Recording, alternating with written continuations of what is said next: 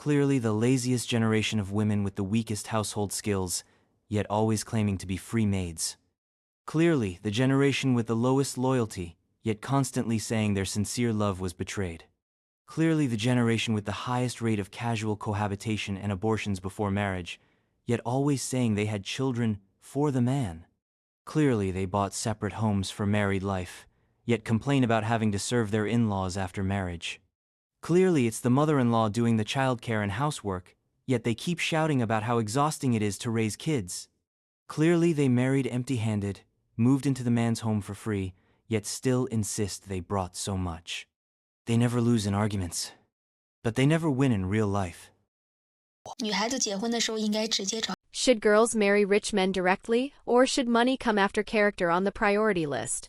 Honestly, I think today's values are completely broken. Yesterday, I was recommended a live streamer, stunningly beautiful, with over 2 million followers. Her whole persona was built around being the wife of a self-made businessman. She had big European-style eyes, glowing skin, perfectly proportioned features, and shared a life full of luxury. She reportedly spent over 6 million yuan on plastic surgery. But none of that was what really got to me. What hit me was something she said during her live stream. She said, "A girl should marry a man with money and status. Because you're not just choosing a husband, you're choosing the father of your future children." At first, I actually agreed. Yes, women shouldn't only think about themselves. You have to consider the environment your kids will grow up in. Marriage is practical. Having kids might be part of it. But then came the second half of her statement, and that's when I completely broke down. She said, "If your mom was materialistic, you were born with a silver spoon. But if your mom was a hopeless romantic, then you're screwed." That line shattered me. Maybe because, in a way, it felt personal. No, I'm not a hopeless romantic, but I know exactly who she's talking about. And I keep wondering, who is actually watching this kind of content? Who are the people in these audiences? Because let's be honest, kids born with silver spoons in their mouths are rare. Most of us come from parents who got married because of love, even if it was impulsive. That's how most of us came to be, just regular people from regular families. So when I hear statements like that, it feels like someone behind a screen is insulting millions of women, women who still believe in love, who live with integrity, who follow values that are simple but real. And yes, that includes me. And millions of women who didn't marry for money, and their children too. That was my honest reaction to hearing those words. The idea that, if your kid is just average, it's because you weren't materialistic enough as a mom. That logic? It says that if a woman isn't obsessed with money, then her child will regret being born to a mother who chose love over wealth. And just like that, the whole twisted cycle hit my brain like a lightning bolt. I wonder, are all the women watching this content really born with silver spoons? If they are, then maybe they won't feel offended. But if they're not, will they still buy this influencer's courses? Courses that teach women to be more vain, more materialistic, also they can one day give their future child a wealthy father? I clicked on that influencer's page. Over 3 million in sales. Most of it, no doubt, coming from women. That moment gave me chills. I felt deeply uneasy about the values being promoted to women today. And honestly, heartbroken over the way some women consume this kind of messaging without thinking. Why have our values around marriage become so distorted that they now inspire fear? Because in real life, this is happening everywhere. Some people make money effortlessly and act like they're better than everyone else. Some marry men they don't even like, just to get a house and a car faster. And those who still believe in love, in truth, in building something real together?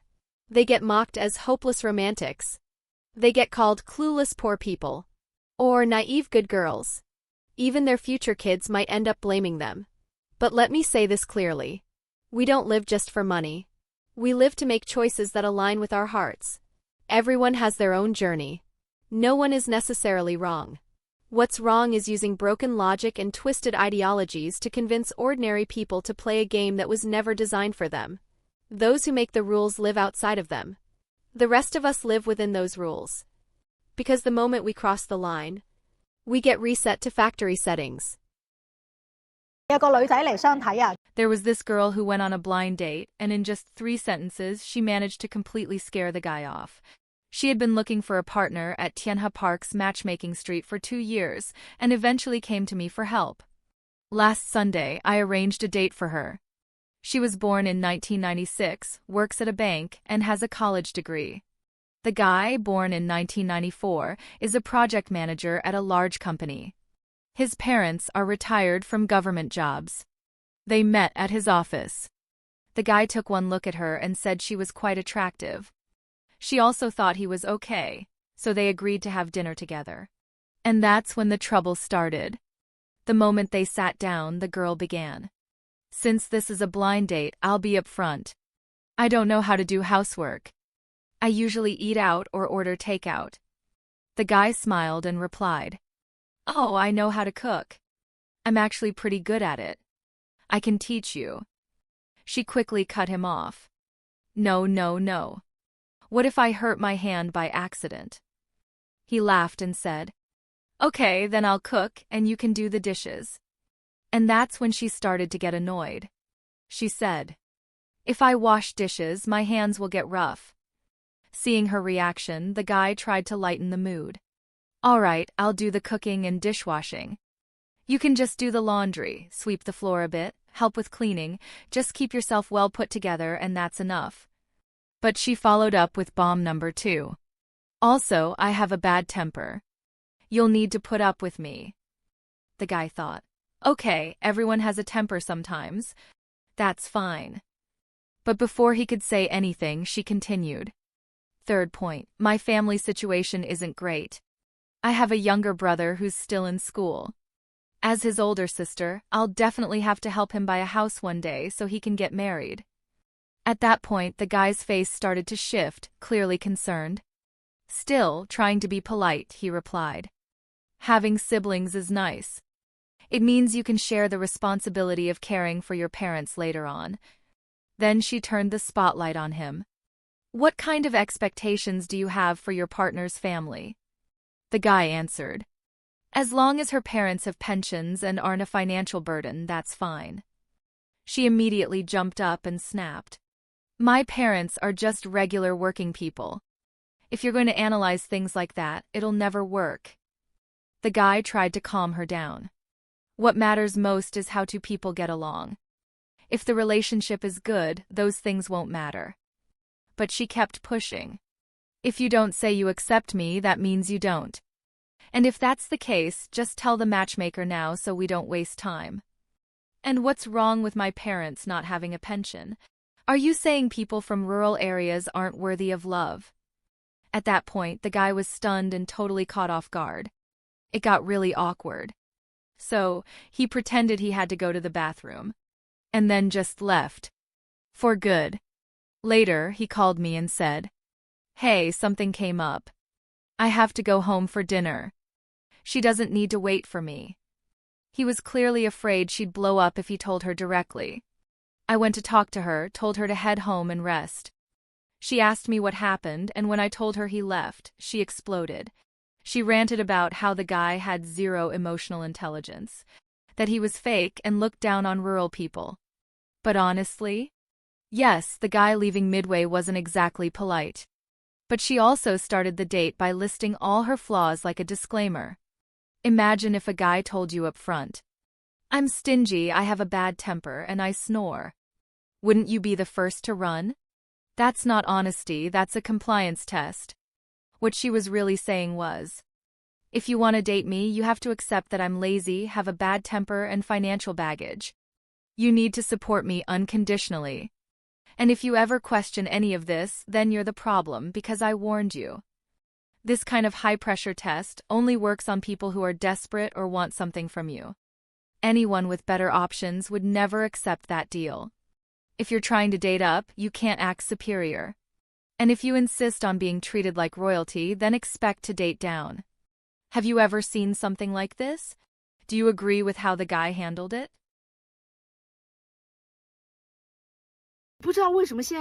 I really don't understand why there's so much negativity toward women in society today.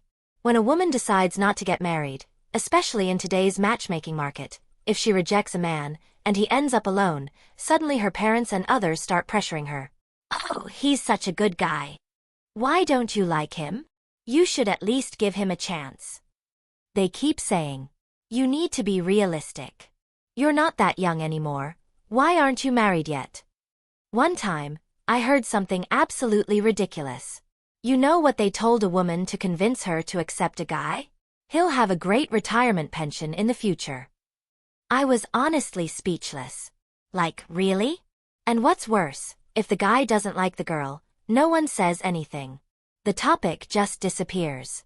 But if the girl doesn't like the guy, they keep going on, trying to force her to agree. As if she's obligated to accept him.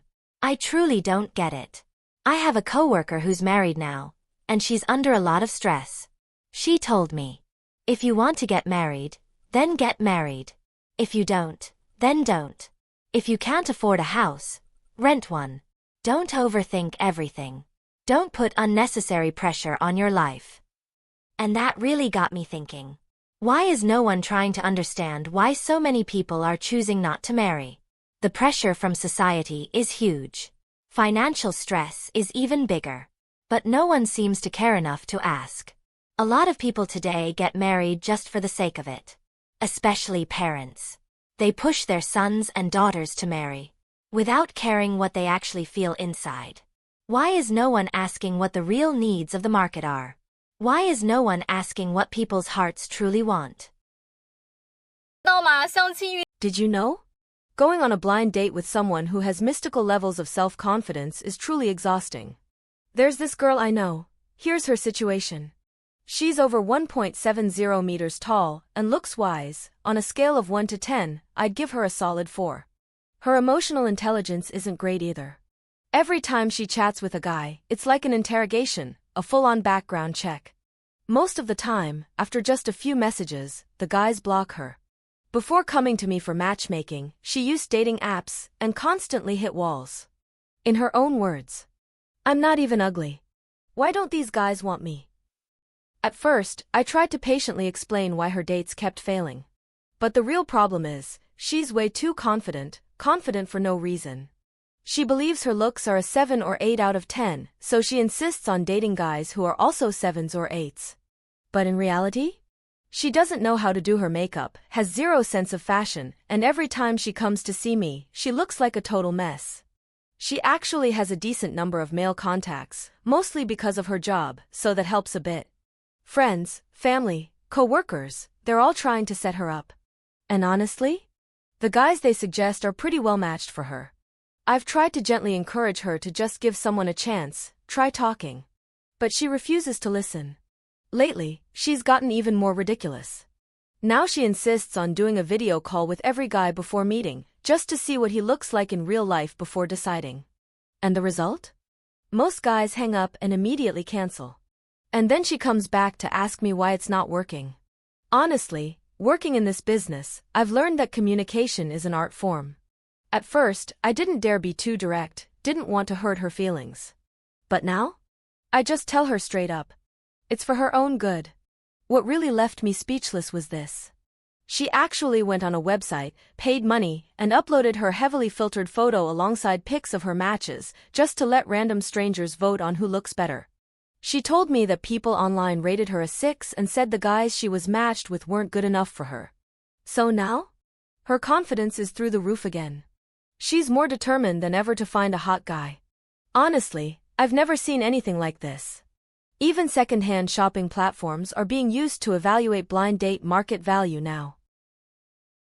So, for an older single woman who's desperate to solve her relationship problems, what kind of man should she actually be looking for? Let me break it down for you. First of all, you have to understand why she's even in this situation in the first place. Based on what I've seen, most older single women fall into one of 4 main categories: dramatic and difficult, looks obsessed, very unattractive, or lazy and entitled. Type 1, the drama queen. She has a short fuse and a strong sense of entitlement. Often raised as a spoiled princess, maybe even shows signs of narcissism. She's immature, selfish, and obsessed with control. Women like this, they're only compatible with much older men who treat them like children and are willing to tolerate the tantrums. Younger guys with energy and opinions? Not a chance. No man like that would ever put up with her. Type 2, the looks-obsessed woman. These are older women who still dream of meeting a man who's older, but somehow still looks like a young heartthrob. Please, handsome older men have no shortage of women around them. They're experienced, they know how to play the game, and they're not looking to settle. If you're lucky, find a guy who's not super hot, but clean, well-groomed, and put together. That's already a big win. Type 3. The extremely unattractive woman. Let's be real, if your appearance is way below average, most men just won't be interested. And if you can't change your face, there's only one path. Hit the gym like your life depends on it. Saying, I work hard, I make good money, I come from a rich family. Sorry, but men don't care about that. Your best shot is with a guy who's also not good-looking, maybe even a little out of shape. Those are the ones more likely to accept you. Type 4. The lazy one who loves money. The kind who avoids work, expects gifts, and sees every man as a walking wallet. Let's be honest, who's actually that dumb these days? Money doesn't fall from the sky.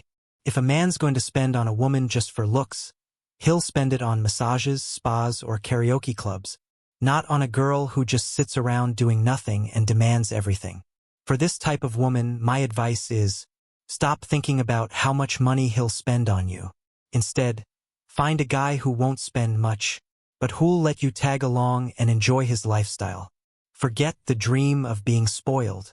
You might end up like one of those women who hang out with rich or famous men, don't get much for themselves, but still live comfortably in the shadow of his wealth.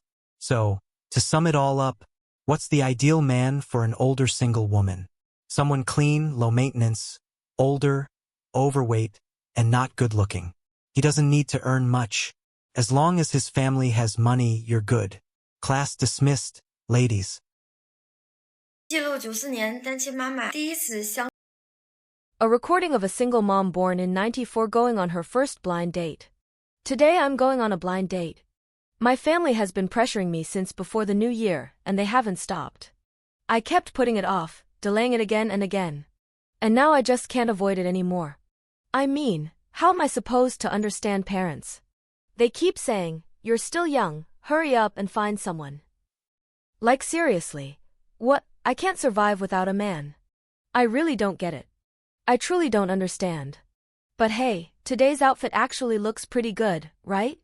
I'm pairing it with a cute pair of leather shoes. Honestly, I've never seriously thought about dating. Really, I haven't. So this time, I'm just forcing myself to go through with it. The whole trip is about 9.5 kilometers, should take around 21 minutes. I'm heading to the restaurant we agreed on. I've already arrived in the area. Sigh. Maybe I got here too early. I was rushing because I have work later.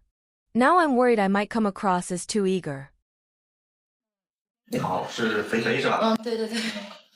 年前一直说见面，然后也没有机会，然后一直挺忙的。谢谢。没事。主要是那个，我本来吧就是答应我姨他们说那个，就是年前的时候就是见一下，然后回来吧，他们就一直说你特别好，完了说必须见一下，完了回来我说那个我过年那段时间正好工作上有一个调动，真是一天休息都没休息，所以说我都给拖这么长时间，也挺不好意思的。行，没事，我看到过你，之前也有人关注过你，看你最近是在那个唐山燕的是吧？你刷着过我抖音是吧？啊，对。你是哪年的？93年。93年比我大1岁。你现在的工作是做餐饮。那我方便问一下你的这个经济收入状况吗？经济收入的话，现在差不多一个月10万加，差不多。稳定。目前比较稳定。那你应该很好找对象啊。就是比较好奇一个问题，就是比如说房子、车子的问题啊。其实车还好说，因为我觉得每一个男士吧，可能都有一个跑车梦吧。别说男的了，女的我也对车比较有执念。啥车呀？迈巴赫100万加差不多。全款买的。对。这都我说心里话，真的是又有实力又不缺对象。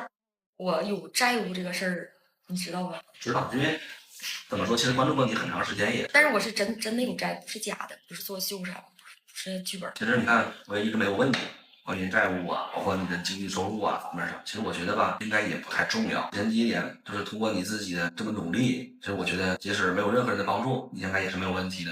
然后第二一个呢，如果说不管我们是成为朋友，还是说会更有缘分，其实这些事儿我觉得都好说。都好说的意思，并不是我有多少钱，而是说两个人努力下，其实应该都没有问题，都没有问题。明白明白。然后还有一个问题想问问你啊，嗯因为你上一段婚姻，我觉得你的一个状态应该是类似于就是被骗的这么一个状态就是其实我很想知道，就是你在下一段婚姻中，你会不会有戒备心？哎呀，说实话啊，就是我肯定比原来尖了，这个是真的。但是，我觉得戒备心是在搞对象的时候。其实这样，其实我想很简单，就是像我刚才说的，就是我不希望家庭是一个非常矛盾的地方，就是还要用很多心思。咱们只是用很多心思的意思，就是说，甚至说在防着呀，就是还不能坦诚相待。其实我觉得这个是我不太能接受的。我能理解，能理解，肯定是受伤害了，在这段婚姻当中。所以说，在相处的过程当中，我觉得在谈恋爱过程当中，我需要对方，比如说你啊，就比如说我下一任男朋友，我希望对方会对我非常非常的诚实，然后相处很长一段时间，我才会考虑进入到下一段婚姻。我感觉咱俩有点像面试。这顿饭吃完了。然后觉得还行，比我想象当中的要轻松很多，因为他是做生意的嘛，他说有些东西我是很认可的，然后有一些东西呢也不是特别的能接受，所以说。Share your thoughts in the comments. I'd really love to hear what you think. If you enjoyed the video, give it a like, subscribe to the channel, and turn on the bell so you don't miss the next ones. See you in the next video.